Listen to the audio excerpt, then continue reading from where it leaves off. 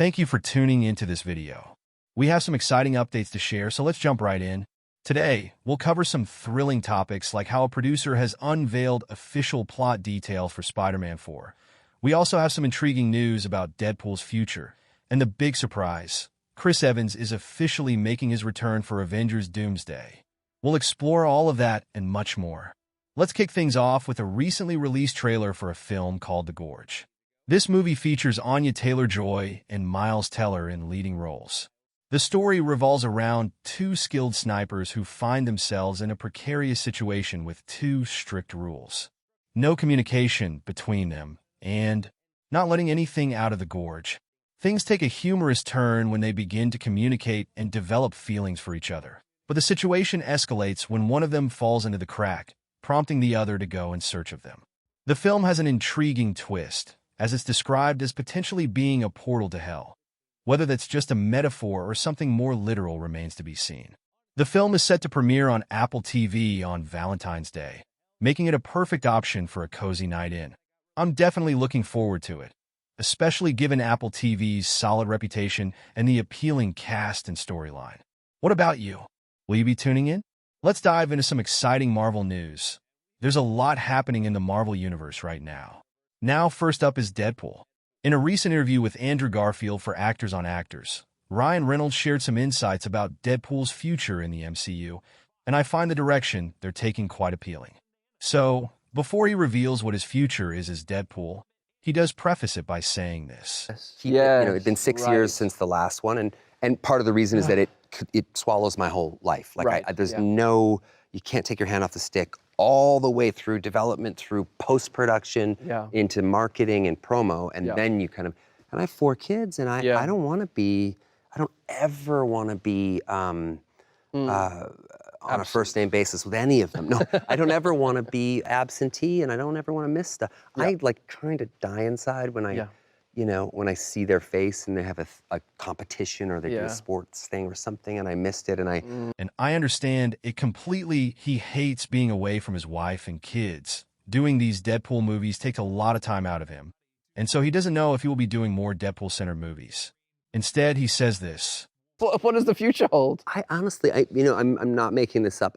My feeling is that character works very well in 2 ways. One is scarcity and surprise. Sean and I made the movie to have a beginning, a middle, and an end, and be a complete experience instead of a commercial for another one. Great. And I love that. Yeah, and I feel it. Yeah, and I think it's sort of like important sometimes to make space for a movie to just be a movie. Yeah. The other thing is I see Deadpool as a supporting character much more than he is a main, the center. We center him sometimes because they want, that's what they want. They want to, but you can't center him unless you take everything away from him. Right. You have to create a situation where he's so much the underdog. Yeah. And I don't think I can do that again. So I think if he comes back, it's going to be in a someone else's movie. Channing Tatum was so excited to play Gambit, and I would happily be the fifth banana in his movie or anyone else's. And there you go. That's looking like what the future of Deadpool is, according to Ryan Reynolds, who has major input on what Deadpool does. I believe this is the direction they are taking the character, and I'm really on board with it. While it might seem like a no-brainer to create a Deadpool 4, I think the smarter move would be to feature Deadpool as a supporting character in an X-Men film or to arrange a team-up with Spider-Man. That's where I'm placing my bets. When Tom Holland reaches Spider-Man 5 or 6, I'm convinced it will involve a collaboration with Deadpool. Just imagine a movie with Spider-Man and Deadpool together. It would be a box office hit. The idea of him as a supporting character could lead to some entertaining scenarios. I'm curious, are we actually going to see that Channing Tatum film? I know he's really advocating for it, but I doubt it will materialize anytime soon. I understand that this might disappoint some fans who want Deadpool to take center stage. But you set up this situation where you have to take things away from Deadpool. You have to make him depressed. You have to kill off his wife, his kids, his situation. However, if he remains a supporting character, he can bring a lot of humor to the film, poking fun at others. Even if he ends up in a PG-13 setting, like a Spider-Man movie, it could still be enjoyable. Imagine him bleeping out his lines and breaking the fourth wall with a comment like, "Yes, sorry guys, I'm censored in this one." I'd be all for that, as long as we get more of Deadpool. I'm perfectly fine with him appearing as a supporting character in various MCU films. He should definitely make an appearance in the upcoming major events, right? Now, I turn it over to you.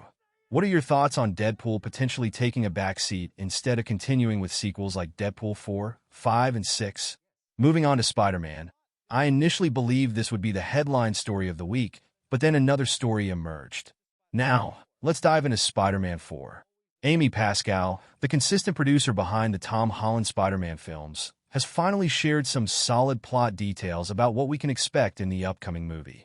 It's refreshing to receive this information directly from an official source rather than relying on leakers. Amy Pascal mentions here, "We have to deal with the fact that he decided he was going to give up being Peter Parker, and he was going to focus on being Spider-Man because being Peter Parker was too hard. So, that's what the movie is about." Interestingly, this aligns with what leakers had previously suggested. They indicated that Spider-Man 4 would reflect many elements from Robert Pattinson's The Batman, where Bruce Wayne was largely absent. In that film, he was Batman most of the time, immersing himself in crime fighting, constantly in the suit, and neglecting his true identity. It appears this speculation has been validated, as Amy Pascal has confirmed it. He's not interested in being Peter Parker anymore. That identity has faded from memory, leaving him without a personal life.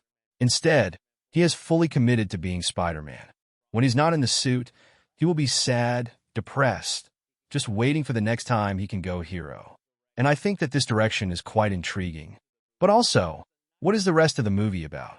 While the theme is intriguing, the inclusion of the multiverse, Null, Venom, and other Spider-Men, or even a setting on Battleworld, raises the question of whether this theme will hold any real significance. Will there be time for him to express, "I don't want to be Peter Parker," amidst the chaos of a collapsing multiverse? Only time will tell. Currently, I'm genuinely excited about this direction. It offers a solid foundation for development, particularly if we go into the symbiote suit storyline. This could serve as an excellent starting point for both Peter Parker and Spider-Man. I'd love to hear your thoughts on this overarching theme for the upcoming film. Now, the major announcement that may not come as a surprise to many is that Chris Evans is officially set to return in Avengers Doomsday. However, the details about his role remain a mystery. While some might assume he will reprise his iconic role as Captain America, we are currently navigating the complexities of the multiverse saga, and it's worth noting that Robert Downey Jr. will not be appearing as Iron Man in this film. Instead, he will portray Dr. Doom. It seems likely that the Marvel team will continue to explore this direction, potentially bringing back the original Avengers lineup, such as Hulk, Black Widow, and Hawkeye, but with a twist. Maybe they will be portraying darker, alternate versions of their characters from the multiverse.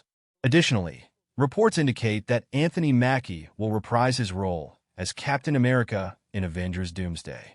This development paves the way for exciting storytelling.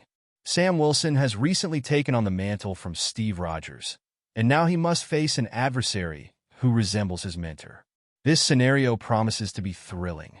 But let's revisit the possibilities for Chris Evans' role in this film. One intriguing option is Johnny Storm.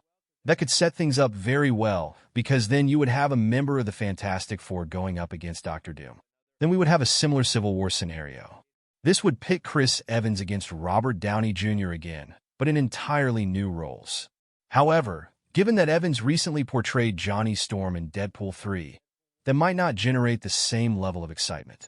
Therefore, the most widely discussed alternative is Chris Evans taking on the role of Hydra Captain America. They actually laid the groundwork for that as a lighthearted joke in Endgame.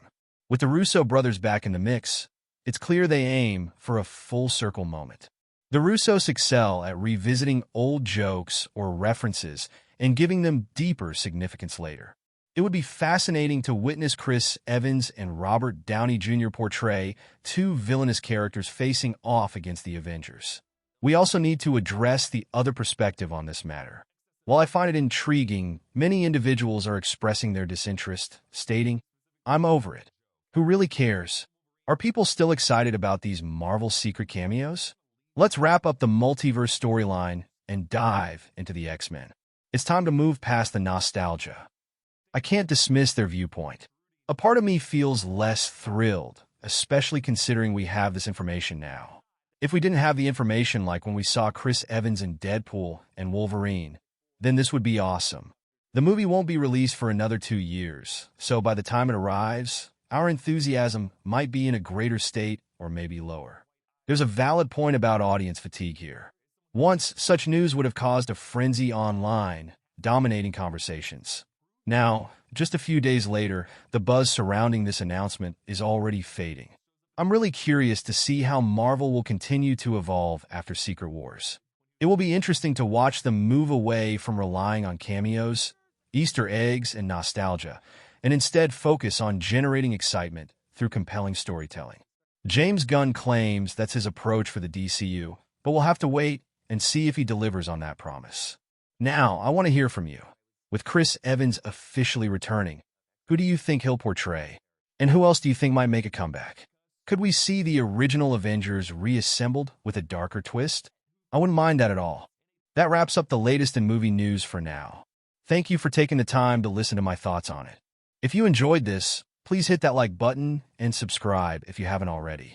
As always, I'm Andrew. Take care.